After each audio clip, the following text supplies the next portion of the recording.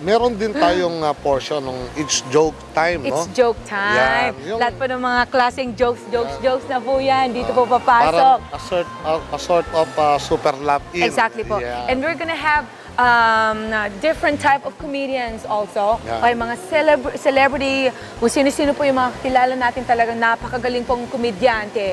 Makikita nyo po sila dito sa parting to. Yan po ang ilang bahagi ng Celebrity Night of Dance and Music na mapapanood ninyo sa SBN Channel 21. Boss, Yeah. may kulang pa tayo dyan. Hindi pa natin nababanggit yung mga interviews natin sa mga politicians. Aha. Oh, di Magkakaroon din ba? tayo ng mga contest, no? Of course. Halimbawa, yung mga mahihilig kumanta ng old songs.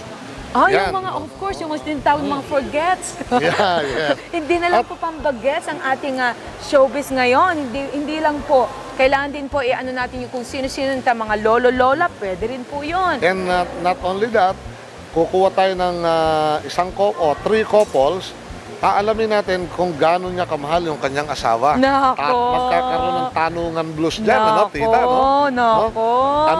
Ano sinus na brief ni mister? Baka hindi Naku, alam ni malalaman po misis natin anong yung mga, kulay.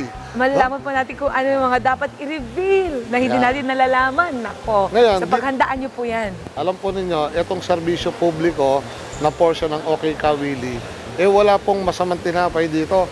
When it comes to PR, when it comes to politics, when it comes to entertainment, lahat po sinasakop nito. Kaya hindi lamang sa Celebrity Night ang pwede ninyong puntahan, pwede rin po dito sa Serbisyo publiko. Yan. Okay, maybe I can ask you last parting word, Miss Beautiful. ano pa ba, anong pwede mong ipanawagan? Okay. So, i-focus na lang natin po dito sa business natin. So, at this point po, talagang siguradong mo nandito ako para bigyan ko po kayo ng way o kaya mga paraan para may-promote po lahat ng mga businesses nyo. So, andito lang po kami para i-offer po namin kung anong dapat naming i-offer. And of course, with all our help here, so nananawagan po ako kung sino man po yung mga, may iba't ibang mga establishments po dyan, may iba't ibang mga businesses po dyan, anything. Kahit ano pang klase ng businesses, andito po kami, pag-usapan natin at bigyan ko po kayo ng magandang way para ang inyong businesses po ay magkaroon po ng mas marami pang improvement, biyaya, blessings. Last, baka makalimutan natin. Ikaw din, mukhang nakakalimutan mo. Meron kang pinopromote ngayon. Of Hindi course. pwede mawala May mga yan. pinopromote din po ako, mga iba't ibang mga shows ko sa malls and everything. Lalong-lalo na ang aking pinopromote ng mga katulad mga beauty products. Ito po yung tinatawag na Erase Placenta Beauty Soaps. Yun po. And of course, Jamming products.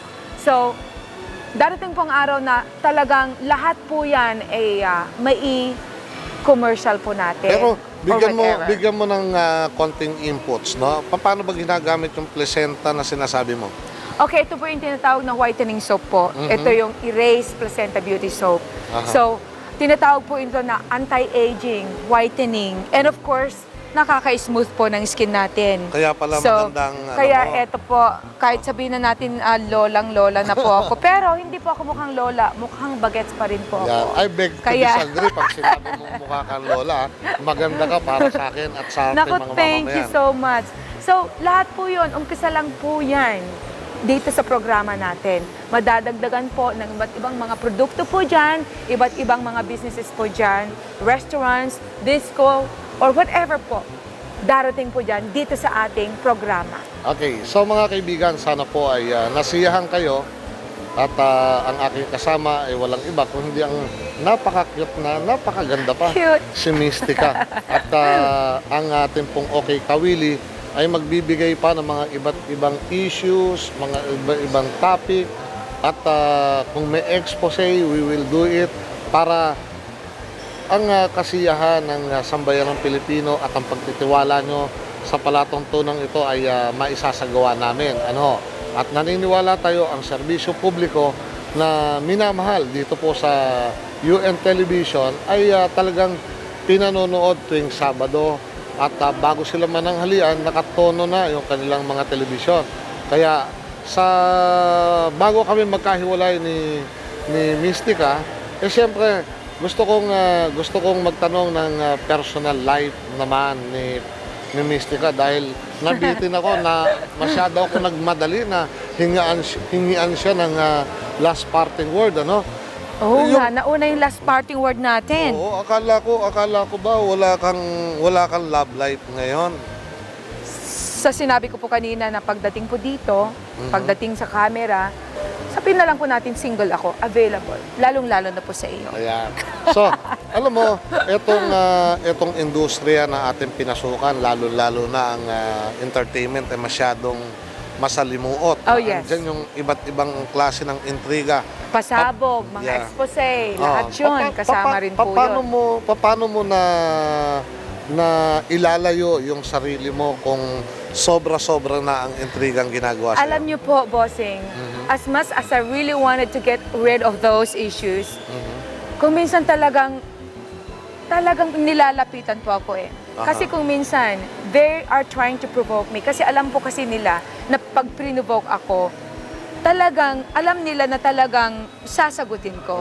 And I always have the right na sagutin po, lalong-lalo na po, pag talagang tinitira, dinidikdik na po ako. Okay. Kasi nobody has the right to malign my own human rights. Yeah. Nobody can do that, especially dito po sa career natin, sa show business po.